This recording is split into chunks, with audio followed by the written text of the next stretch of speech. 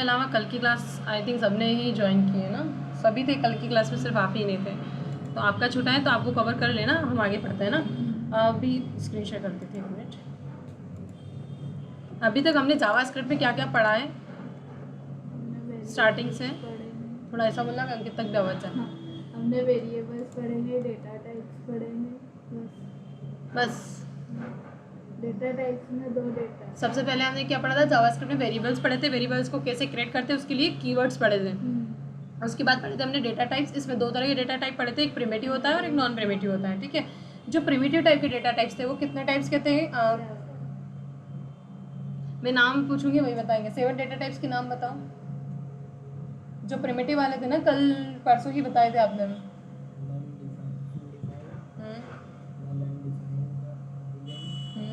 इतना जोर से बोलना है कि कृति और इनको सुनाई दे, और ये वही बताएंगे जो आप छोड़ दोगे, इसलिए।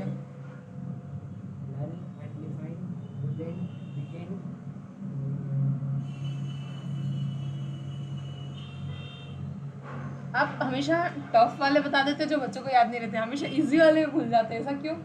ठीक है अंकित, इन्होंने जो छोड़े हैं वो डेटा टाइप आप बताओ। नल अनडिफाइंड बता दिया इन्होंने, बुलियन बता दिया और बिगिन बता दिया। अब इजी वाले बता दो आप। डेटा टाइप नहीं पढ़े कल के? नहीं, ये उसके प्रीवियस क्लास के जब आप थे यहाँ पर, प्रिमिटिव डेटा टाइप्स में। हाँ क्या नहीं समझ में आ रहा, क्या बोला इन्होंने? स्ट्रिंग 2 और बचे हैं। नहीं, ये कौन सा डेटा टाइप पढ़ लिया आपने? चलो 2 बताओ आप, कौन सा? नंबर और सिंबल। आप एक बार सारे डेटा टाइप्स वो बता रहे, ठीक है। 7 डेटा टाइप्स पूरा बताओ, ध्यान से सुनना दोनों अब। स्ट्रिंग, नंबर, नल, अनडिफाइंड, बिगिन, बुलियन और सिंबल। ठीक है, ये 7 डेटा टाइप्स कौन से वाले हैं उनके? प्रिमिटिव वाले, ठीक है। और नॉन प्रिमिटिव डेटा टाइप्स कौन से होते हैं? कौन से होते हैं मतलब क्या होते हैं? ऑब्जेक्ट, एरे, क्या होते हैं? ऑब्जेक्ट क्या होते हैं? नॉन प्रिमिटिव डेटा टाइप क्या होते हैं? म्यूटेबल होते हैं। हाँ, मतलब उनके वैल्यूज को चेंज कर सकते हैं। भी सकते हैं। हाँ योगिता, अच्छा थे ही नहीं अपन तो। 3 नॉन प्रिमिटिव डेटा टाइप्स होते हैं, उनके नाम बताओ, कल ही पढ़ाया मैंने। हाँ, फंक्शन, अरे ऑब्जेक्ट और फंक्शन, ये तीनों क्या है? Non primitive data types. इनकी वैल्यूज को हम चेंज कर सकते हैं ना। और याद से ये क्लास जरूर देखना क्योंकि ये इंपॉर्टेंट है, ये आगे काम आएगी। आज हम पढ़ने वाले ऑपरेटर्स, और इन्हीं ऑपरेटर्स को हम वेरिएबल्स के ऊपर परफॉर्म करने वाले हैं ना। ऑपरेटर्स ये समझ के चलो कि जैसे हम मैथमेटिक्स में एडिशन करते हैं, सब्सट्रैक्शन, मल्टीप्लिकेशन एंड डिवीज़न ये सब करते हैं, उसी तरह के ऑपरेटर्स हम यहाँ पर भी यूज़ करने वाले हैं। वो उसके ऑपरेटर थे मैथमेटिक्स के, यहाँ थोड़े इसके प्रोग्रामिंग वाले ऑपरेटर्स भी आने वाले हैं ना। तो जस्ट लाइक वो ऑपरेटर्स हम परफॉर्म करते थे नंबर्स के ऊपर, वैसे ये ऑपरेटर्स हम परफॉर्म करने वाले वेरिएबल्स के ऊपर, है ना। और वेरिएबल्स में डिफरेंट टाइप्स ऑफ चीज़ें हो सकती है, स्ट्रिंग भी हो सकता है, नंबर भी हो सकता है। स्क्रीन शेयर है मेरी कि नहीं है ना? Okay, so first of all हम पढ़ने वाले हैं अरिथमेटिक ऑपरेटर्स को ना। ओके, आप ये पढ़ सकते हो क्योंकि जो मैंने अभी बोला लगभग शायद वही लिखा होगा। एक ही लाइन पढ़ लो स्टार्टिंग की बस।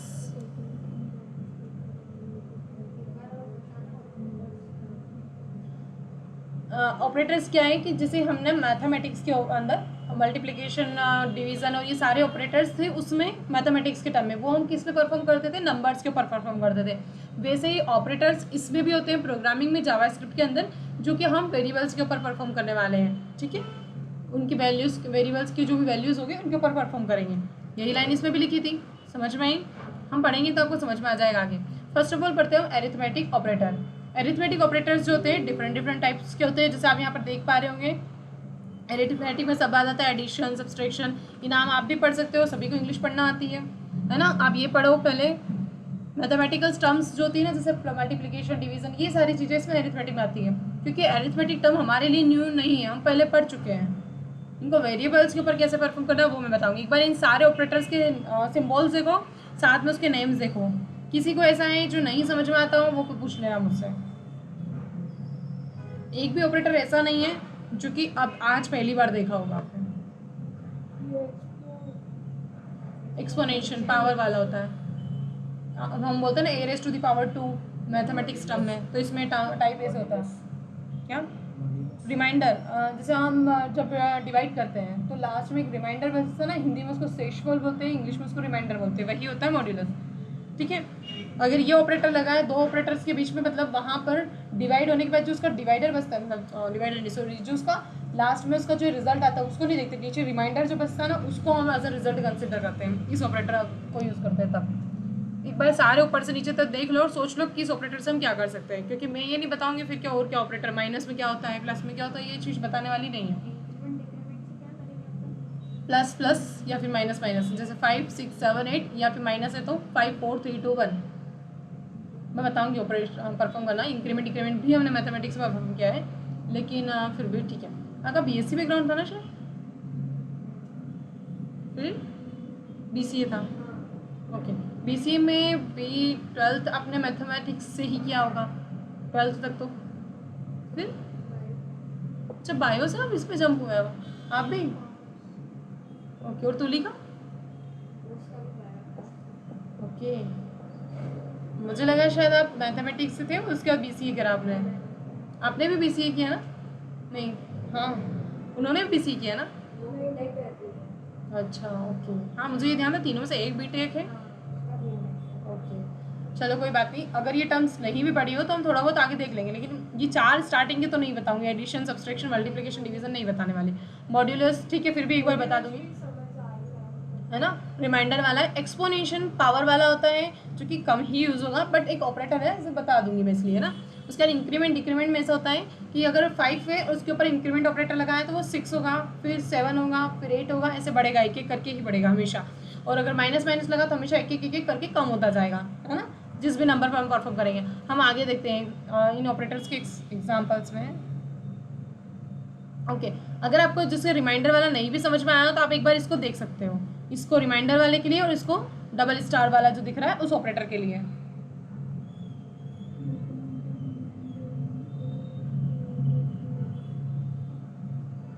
मैं इसको प्रैक्टिकल भी करके दिखाती हूँ ताकि फाइल शेयर है।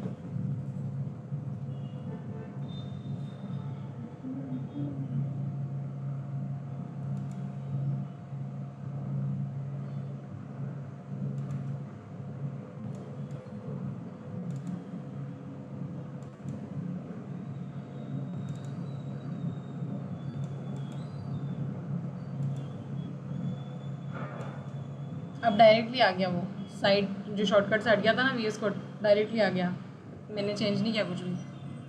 आपके इसमें चला या नहीं, वो टर्मिनल चल गया ऑटोमेटिकली चला या इन्होंने सेटिंग किया था बाद में सेट किया, फिर से सेटअप किया ना, मुझे लग रहा था उसमें सेटिंग में कुछ गड़बड़ हुई है।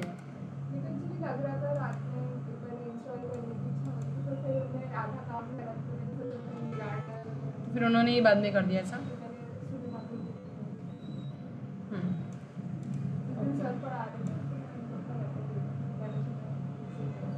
ठीक है।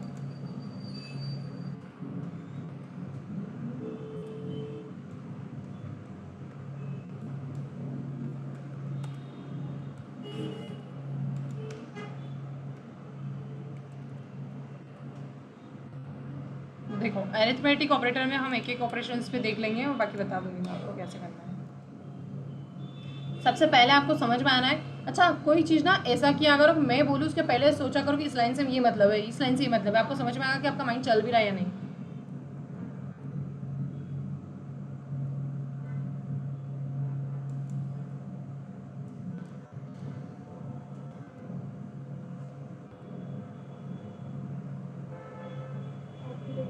हाँ हाँ सॉरी,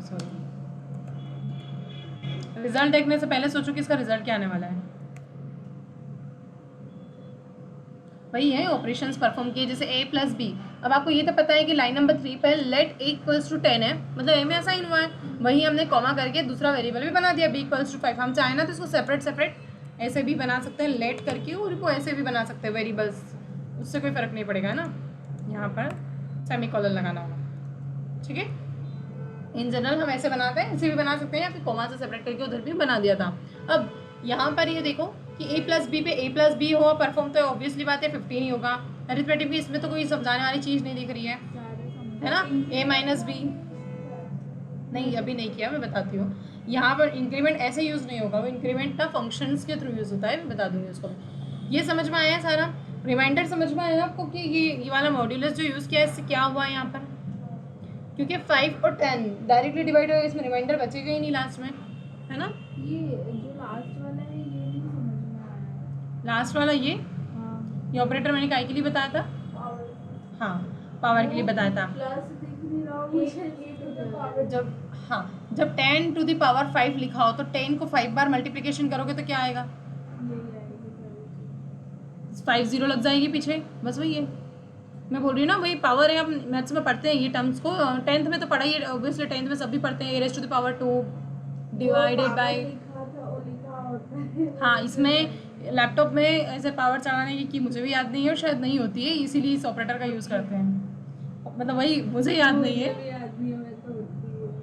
शॉर्टकट कीज होती होगी, लेकिन in the general programming case में हम वैसे पावर नहीं चढ़ाते कभी भी, ऐसे ही ऑपरेटर का यूज़ करके करेंगे, है ना? अब प्लस प्लस है ना? क्या है प्लस प्लस? स्टार है। अच्छा ये साइन, हाँ, ये वही स्टार है। मल्टीप्लिकेशन में सिंगल लगता है और इसमें एक्सपोनेंशियल पावर में 2 बार हम स्टार लगा रहे हैं। ठीक है, इनफ है, आगे बढ़ते हैं हम, क्योंकि आगे ऑपरेटर्स थोड़ा सा एक्सप्लेन करना होगा। ओके, अगर हम बात करें इसके लिए एग्जांपल्स, अच्छा इसके लिए नहीं, इन दोनों के लिए एग्जांपल्स मैं निकाल भी लूँगी ना तो भी वो मिलेंगे नहीं, क्योंकि वो फंक्शंस या लूप के थ्रू होगा increment. Give me example without using loop. हमने वो 2 लगाए थे इसलिए वहाँ पे 2 कर दिया था ऐसा। हाँ, वो जो लास्ट वाला था ना उसमें हमने जैसे 2 स्टार्स लगाए थे इसलिए पावर 2 हो चुका है। हाँ ऐसा नहीं, पावर ऐसा है, ए है, हाँ। ए की वैल्यू 10 है और बी है, इसकी वैल्यू 5 है। तो जो आगे लिखा हुआ है वो मेन है और उसके ऊपर पावर जो पीछे लिखा हुआ है वो चढ़ जाती है, मतलब 10 रेज़ टू द पावर 5 लिखा हुआ है यहाँ पर। अच्छा, अब समझ में आया? 10 लिखा है, इसके ऊपर पावर 5 है, लेकिन हम पावर यहाँ पे ए से नहीं लगा सकते, स्टार स्टार लगा के 5 लिख देते हैं। ठीक है, अभी हम इसके एग्जांपल चलो मिल गए हैं तो दे ही देती है उसका भी। रुको मैं एक्सप्लेन करूँ उसके पहले, कोशिश करूँ थोड़ा सा उसको कैच करने की, अगर नहीं आता है तो मैं एक्सप्लेन करूँगी। एक वेरिएबल है, इसमें x प्लस प्लस हुआ है, मतलब एक बड़ा उसके बाद फिर हमने इसको कंसोल किया, तो इसकी वैल्यू क्या हो गई यहाँ पर? 6 हो गई। देखो अगर इस x की वैल्यू को यहाँ पर कंसोल करते हैं 5 आएगी। ठीक है, स्टिक 2 बार प्लस लगाने से 1 बार वैल्यू है। हाँ, वो प्लस प्लस ऑपरेटर ही ऐसा है कि उसको हम इसी तरह यूज़ कर सकते हैं। देखो, क्योंकि अगर हम x प्लस लिखेंगे तो उसका कोई सेंस नहीं, क्योंकि वो एरिथमेटिक ऑपरेटर में वो वाला एडिशन ऑपरेटर हो जाएगा ना। यहाँ पर x प्लस प्लस लिखा हुआ तो एक इंक्रीमेंट, मैंने बोला ना 5 + 6 हो गया, ये हो गया। यहाँ पर देखो 5 है फर्स्ट वाली कंसोल पे, ये 14 नंबर की और 16 नंबर की कंसोल पे जाके हो गया 6, क्योंकि यहाँ पे x प्लस प्लस हो गया। समझ में आ रहा है सभी को? ठीक है, अब उसके बाद वही अगर प्लस प्लस x है यहाँ पर तो भी वही होगा, लेकिन अब यहाँ पर पहले 6 हो चुका था। ठीक है, अब यहाँ पर 7 होगा, देन इसको कंसोल किया हमने। हाँ, वो 6 के थ्रू 7 इसमें एक और चीज़ है। ठीक है, इसको मैं एक और बार बता देती हूँ। यहाँ पर सपोज यहाँ पर मैंने एक बार तो वहाँ कर दिया, इसको नहीं,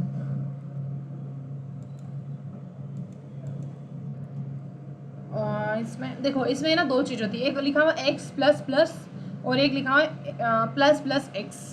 हाँ, एक और चीज़ है, यहाँ पर x प्लस प्लस के जैसे सामने कमेंट लिखी हुई दिख रही है आपको, है ना? इस कमेंट को देख के समझ में आ रहा है x मतलब कि 5 प्लस 1 हुआ 6 हुआ, फिर से x में असाइन हो गया। इसको डिस्क्राइब किया हुआ है कि इस x प्लस प्लस का मतलब क्या होगा। हम लॉन्ग टर्म में इसको इस तरह से लिख सकते हैं, अगर लॉन्ग पूरा लिखना चाहें तो, या फिर शॉर्टकट में x प्लस प्लस लिखेंगे। ठीक है, वहीं अगर इसकी बात करें है तो ये भी यही, लेकिन इसकी डेफिनेशन इसकी जस्ट अपोजिट है। ये लिखा हुआ है x plus 1 then equals to x। क्या दोनों में कुछ डिफरेंस समझ में आ रहा है, ऊपर वाले ऑपरेटर और नीचे वाले ऑपरेटर में? है ना?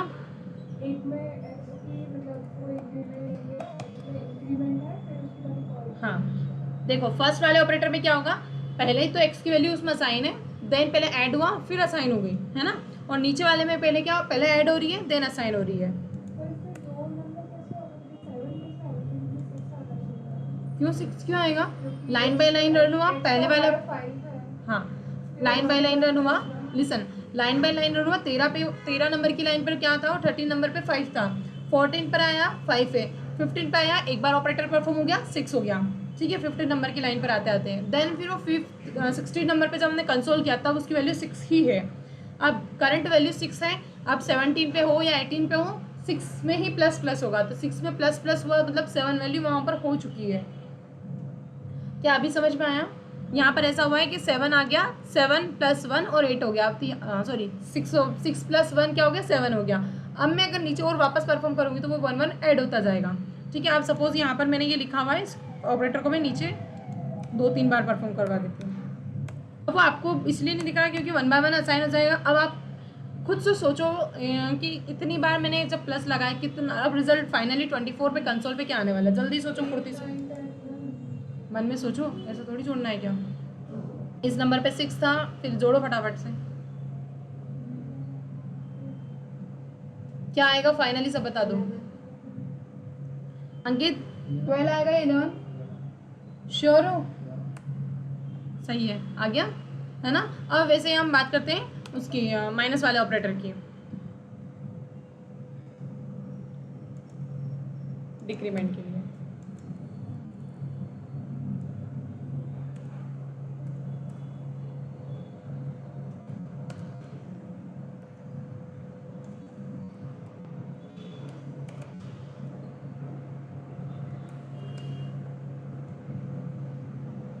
इसको समझो, सेम वैसा ही है, उसमें प्लस प्लस हो रहा था, इसमें माइनस माइनस हो रहा है, जल्दी से समझो।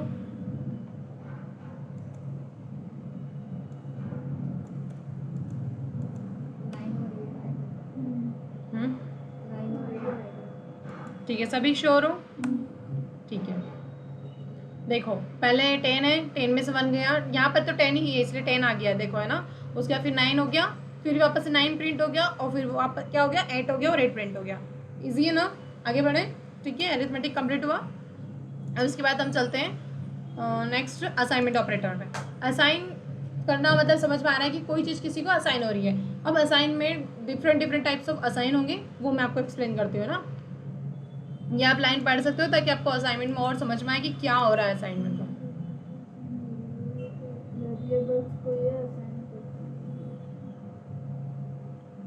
ठीक है, वैल्यू असाइन ही होगी वेरिएबल्स को, लेकिन अलग अलग कंडीशन में अलग अलग तरीके से होने वाली है, तो ऑपरेटर्स के थ्रू मैं बता देती हूँ आपको, ठीक है। सबसे पहले यहाँ पर ऑपरेटर्स देखो लाइन से, इसका मतलब समझ में आता है, इक्वल है, प्लस इक्वल, माइनस इक्वल, ये होता क्या है इसे मैं बताऊंगी, बट ऑपरेटर्स देख लो लाइन से। है वही अरिथमेटिक ऑपरेटर, है वही अरिथमेटिक ऑपरेटर, बस इसमें क्या है, आगे या पीछे कहीं ना कहीं असाइनमेंट ऑपरेटर लग गया है। असाइनमेंट ऑपरेटर मतलब इक्वल का साइन लगा हुआ है, दिख रहा है ना सभी को। अब इसका मतलब क्या होता है ये बताती हूँ। जैसे यहाँ पर इक्वल है मतलब कि ये तो a = 10 लिख दिया, ये तो हम पढ़ते आ रहे हैं बचपन से, है ना, ये भी पढ़ा है वैसे मैथमेटिक्स में, लेकिन फिर भी देखते हैं। ये इस तरह से अगर कोई टर्म लिखा हुआ a + 5, इसका मतलब ये ऐसे लिखा हुआ है a + 5, a = a + 5, ठीक है। मतलब पहले साइन हुई वैल्यू, उसको वैल्यू असाइन हुई, ऐड हुई, और फिर उसको वापस से असाइन हो गई है। सेम अगर यहाँ पे लिखा हुआ है a- = में 3, देन इसका मतलब क्या हुआ, ये इस तरह से लिखा हुआ है। ऐसे ये सारी चीज़ों को देखो एक बार, हम चाहे ना इस तरह से भी लिख सकते हैं, बट ये क्या है, लॉन्ग हो जाता है लिखना, बड़े ऑपरेशंस करते हैं तब, इसको शॉर्टकट में इस तरह से करवाया जाता है। समझ में आ रहा है सभी को? कोई ऐसा है जिसको यहाँ पर तक समझ में नहीं आया है? आ गया होगा, आई थिंक सो। आगे बढ़ते हैं हम इसके एग्जाम्पल्स के साथ।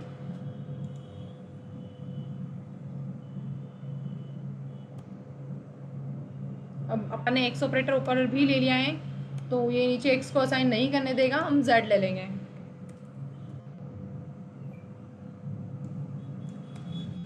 देखो चलो एक बार एक्स ही देते हैं, आपको बताती हूँ कि एरर क्या आती है। चलो किसी को आइडिया है कि एरर आने क्या वाली है? वो दे देगा कि हम क्या कर रहे हैं, उसको रीडिक्लेयर करने की कोशिश कर रहे हैं, इसलिए वो एरर दे देगा। कोड लिखते टाइम ही सोच लिया करो कि अगर हमने ये गलती करी थी एरर आने वाली है, ठीक है। हम फिर भी देखते हैं। अब देखो यहाँ पे वी एस कोड खुद ही दे रहा है, क्या दे रहा है ये, can not redeclare blocked scope X, ठीक है। इसका मतलब ये बता रहा है कि इसको सेम को हम रीडिक्लेयर नहीं कर सकते। इसको रन करके देखेंगे तो सेम सेम एरर दे देगा। अरे सेव नहीं हुआ था क्या, हाँ फाइल सेव हुई है, ठीक है। इन्होंने दे दिया x has already been declared, पहले से डिक्लेयर। अब तो समझ में आने लग गया ना डिक्लेरेशन टर्म का मतलब क्या होता है ना। धीरे धीरे फेमिलियर। अब यहाँ पर अपन इसको क्या करते हैं, जेड कर देते हैं। एक काम करते हैं, उसको वेयर के साथ बनाते हैं ताकि आगे भी कभी हम यूज़ करें तो यूज़ कर पाए। बार बार कहाँ से वेरिएबल अलग अलग चेंज करें। बहुत सारे ऑपरेटर पढ़ेंगे अपन। एक मिनट,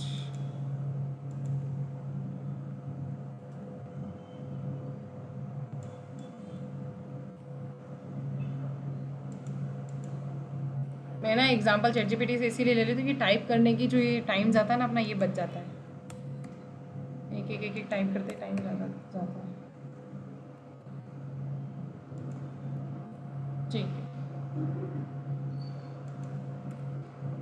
हो गया सभी जगह चेंज, आई थिंक सो। ऊपर चला गया, क्या ऊपर चले गया, 42 पर है ना, क्या z is equal minus is equal to 3 वाला वो उसमें आ गया ना, अपने कमेंट में आ गया है।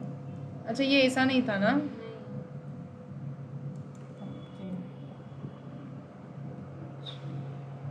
या कमेंट नहीं थी। ओके अब सही है, ठीक है। ऑपरेशन में सबसे पहले क्या है, एक वेरिएबल बनाया। फर्स्ट ऑपरेशन क्या है आपको देख के समझ में आ रहा है, 15 कैसे हुआ।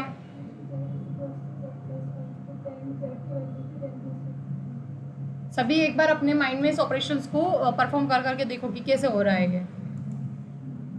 वैसे कोई बड़ी लॉजिक वाली चीज़ नहीं है, जो सामने है वही दिख रहा है, लेकिन फिर भी आप देखो।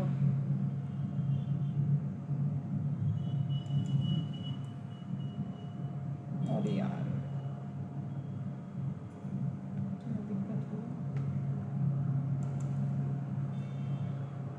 यहाँ पर स्टार इक्वल्स टू पावर है 24 के साथ इनको करना है 10 ओ मैं कंसोल तो दिया ही नहीं, मैं सोच रही रिजल्ट क्यों नहीं दिख रहा।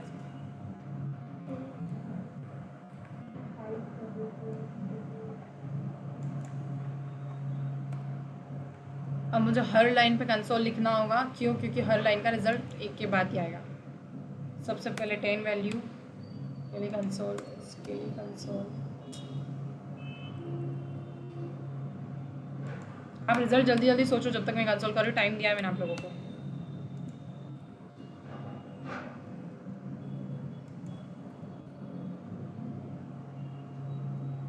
देखो सबसे पहले 10 कंसोल हुआ, ये यहाँ पर दिख रहा है ना। उसके बाद क्या हुआ, 10 में 5 जुड़ा है और ऐड होने के बाद 15 रिजल्ट जेड में असाइन हो गया।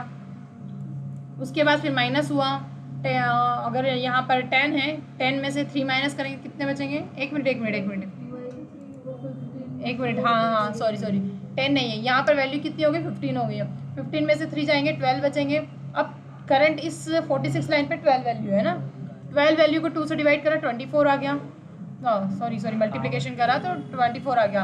उसके बाद फिर यहाँ पर डिवाइड करा तो 6 से डिवाइड किया किसको, 24 को, तो यहाँ पर 4 आ गया। अब नीचे जाएंगे, यहाँ पर अभी वैल्यू कितनी है जेड की, 4 है। अब 4 में हम क्या कर रहे हैं, डिवाइड कर रहे हैं 3 से, और रिमाइंडर देखेंगे इसमें ना, तो डिवाइड करो कितना बचेगा, 1 बच रहा है ऑब्वियसली रिमाइंडर। सभी को समझ में आ गया इतना। अंकित देखो रिमाइंडर में क्या होता है, आप 4 को 3 से डिवाइड करके देखो कि 3 से डिवाइड करो, 3 की टेबल बोलो, 4 में 1 आया। अच्छा टेबल में सिखा रहे हो, ऐसा नहीं, नीचे जो पूरा डिवाइड कर नीचे जो बच जाता है ना वो 1, उसको हम बोलते हैं रिमाइंडर। उसको हिंदी में बोलते हैं शेषफल, जो भी मीडियम रहा हो आपको, लेकिन दोनों में चीज़ वही होती है ना। तो रिमाइंडर समझ में आ गया। ओके, तो ये ऑपरेटर्स कौन से हो गए हमारे, असाइनमेंट ऑपरेटर, ठीक है। अब आगे बढ़ते हैं, यहाँ तक तो किसी को कोई डाउट नहीं होना चाहिए, आई थिंक सो। अब हम बात करते हैं कंपैरिजन ऑपरेटर की। याद है मैंने डबल इक्वल, ट्रिपल इक्वल कहा था कि मैं ऑपरेटर के टाइम पढ़ाऊंगी, हम उसकी बात करते हैं, ठीक है। ठीक है, कंपैरिजन ऑपरेटर, उसके नाम से ही पता चल रहा है कि वो किसी भी दो वैल्यू को आपस में कंपेयर करने वाला है ना।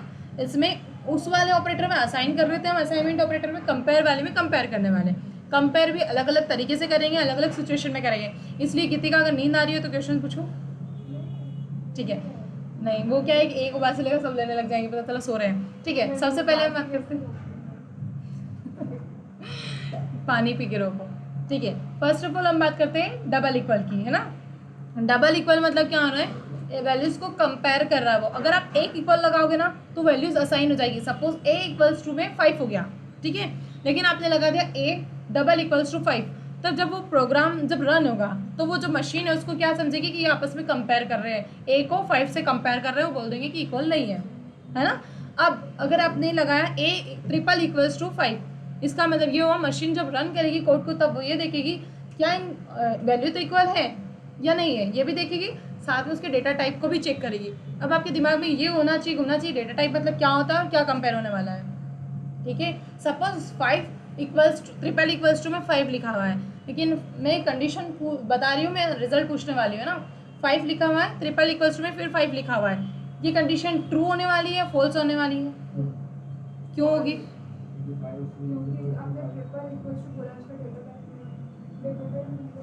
तो मैंने अभी 5 ट्रिपल इक्वल्स टू में 5 ही बोला है ना? अब ये कंडीशन ट्रू है, लेकिन अगर मैंने बोला है कि 5 ट्रिपल इक्वल्स टू में स्ट्रिंग मतलब डबल इन्वर्टेड कोमा में 5 लिखा हुआ है, तो क्या होगी कंडीशन? फॉल्स होगी। क्यों होगी फॉल्स? उसके वैल्यू तो सेम है, 5 इक्वल्स टू में 5 है, लेकिन क्या है, डेटा टाइप डिफरेंट है। एक डेटा टाइप क्या है, नंबर है, और एक स्ट्रिंग है। स्ट्रिंग वाला कौन सा है? सिंगल, जिसमें इन्वर्टेड कोमा नहीं है वो वाला स्ट्रिंग है ना। फिर जिसमें डबल इन्वर्टेड कोमा लगा हुआ है वो स्ट्रिंग में है ना। अब याद रहेगा ना, आगे बढ़ते हैं। फिर क्या है, not equal to. Not equal to मतलब क्या है? जो इक्वल नहीं। सही है, उसके जस्ट नीचे वाला स्ट्रिक्ट नॉट इक्वल मतलब जो बिल्कुल भी इक्वल है। अब बिल्कुल भी इक्वल नहीं है मतलब स्ट्रिक्टली इक्वल ना डेटा टाइप है, हाँ, ना वैल्यूज इक्वल है ना ही डेटा टाइप इक्वल है। सेम आप यहाँ पे ऊपर टेक्स्ट पढ़ोगे, स्ट्रिक्टली इक्वल चेक करता है, और यही same strictly not equal check करता है। ठीक है, जस्ट उसका अपोजिट है। इतना क्लियर है? Greater than less than I think सबको पता होगा, है ना? ग्रेटर देन और इक्वल्स टू भी सबको पता है या नहीं है? देख लो एक बार उसको, सोचो, अगर नहीं पता होगा तो बता दूंगी।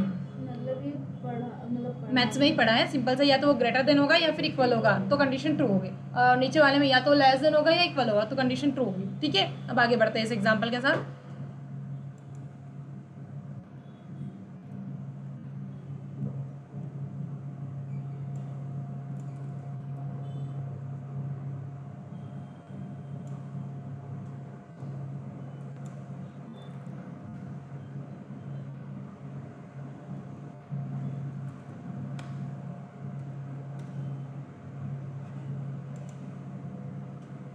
मैं रिजल्ट दिखाऊं उसके पहले फटाफट से इसका रिजल्ट सोचो। सोचने की जरूरत भी नहीं पड़ेगी, वो तो सामने दिख रहा है मेरे को। फिर भी बताओ। ये ऊपर वाले की तो मतलब ट्रू नहीं होनी चाहिए ना, क्योंकि वहाँ पे स्ट्रिंग लगा डेटा टाइप को चेक कर रहा है ना। सेकंड वाले में सही है ना? सेकंड वाले में डेटा टाइप लिखा कहाँ है? ओके, मैं ये कहना चाहती हूँ, सभी 2 मिनट के लिए शांति से उसको एक बार देखो और मैंने जो बताया उसको सोचो। पहले वाले में क्या हो रहा है, सिर्फ वैल्यू कंपेयर हो रही है, ट्रू है क्या? वो ट्रू है, दोनों में 5 लिखा, हाँ, डेटा टाइप कुछ नहीं, 5 है। सेकेंड वाले में क्या है? दोनों चीजें चेक हो रही है, डेटा टाइप दो है। हाँ, थर्ड में ग्रेटर देन ट्रू है, फोर्थ में फॉल्स, हाँ फॉल्स है। ठीक है, क्योंकि 10 इज नॉट लेस देन 5, है ना। नेक्स्ट,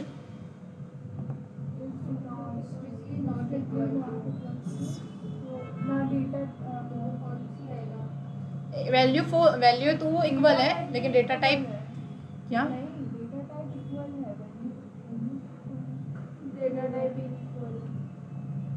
आप लोग कंफ्यूज मत हो, पहले एक बार उसको सोचो। अब ये तो मैं मैथ्स के टर्म है, इसको इतना डीप में नहीं जाऊंगी, लेकिन आपको सोचो इसमें, इसीलिए मैंने कहा है कि थोड़ा सा मैथ्स को देखो, ज़्यादा बड़ी नहीं है।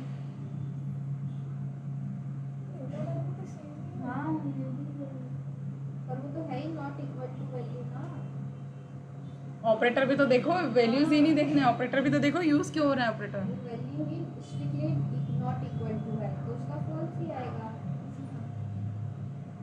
पहले इक्वल होता है उसमें पहले इक्वल, अरे पर वैल्यू का नॉट इक्वल टू है। इसमें और भी एग्जाम्पल्स है क्या?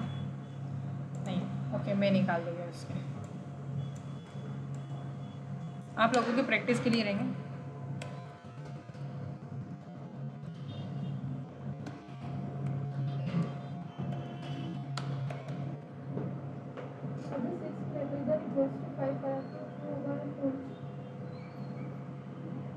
क्या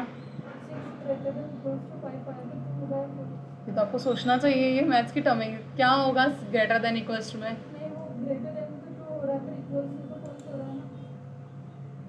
एक ही कंडीशन ट्रू होगी दोनों में से, या तो इक्वल हो जाए या फिर ग्रेटर हो जाए। अगर ग्रेटर हो रहा है तो इक्वल चेक ही नहीं करेगा, या फिर इक्वल हो रहा है तो ग्रेटर चेक नहीं करेगा वो। देखो माना सभी मैथ्स के फील्ड के नहीं है, लेकिन ये जो चीज़ें ना ये हम 10th लेवल पे पढ़ते हैं, है ना। तो अगर किसी को ऐसा लग रहा है ना कि ऑपरेटर में दिक्कत आ रही है तो एक बार इन नोट्स को ही पढ़ लेना थ्रू आउट द रीडिंग, शांति से बैठ के पढ़ना कि इस ऑपरेटर के साथ ये होता है, इस ऑपरेटर के साथ। एक बार पढ़ लोगे ना तो फिर ऐसा नहीं लगेगा कि हमें नहीं आ रही चीज़ें समझ में। कौन है ये? अभी तक जो पता है क्या समझ में नहीं आया ऑपरेटर्स के बारे में? नहीं आया तो ऐसे क्यों कर रहे हो? हाँ मैंने उज्जैन वालों का अधिकतर का दिखाया, हाँ ना ऐसे ऐसे होता है। नहीं मैं नागदा से हूँ।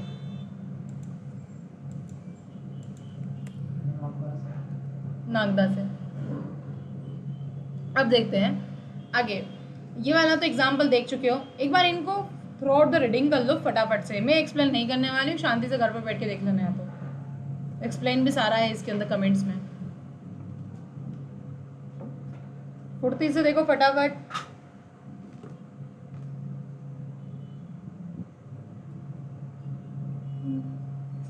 इस एक काम करते हैं, इस पार्ट ये मतलब ये पूरा पूरा देखो नीचे तक का। पार्ट 1 में इतना ही रखता हूँ, पार्ट 2 बना दूंगी इसका, क्योंकि इसकी वीडियो भी बड़ी होने वाली फिर वापस से, और आप लोग देखोगे नहीं मेरे हिसाब से। अच्छा